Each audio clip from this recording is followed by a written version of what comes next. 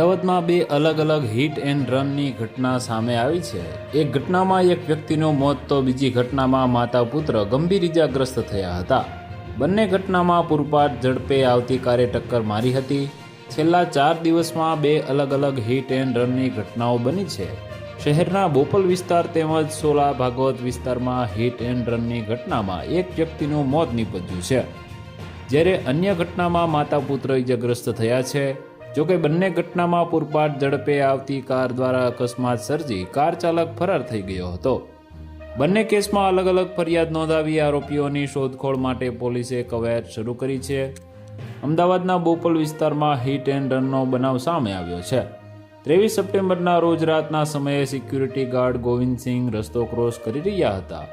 તે દરમિયાન પૂર ઝડપે આવેલી મર્સિડીઝ કારના ચાલકે તેઓને અડફેટે લીધા હતા, જે બાદ કાર ચાલક કાર લઈને ફરાર થઈ ગયો હતો અને તેઓને હોસ્પિટલ લઈ જતા તબીબે મૃત જાહેર કર્યા હતા। તો વધુ માહિતી મેળવવા માટે ચેનલ સાથે જોડાયેલા રહો। વિડીયો પસંદ આવે તો લાઈક કરી દેજો। ચેનલમાં નવા છો તો સબસ્ક્રાઇબ કરી દેજો।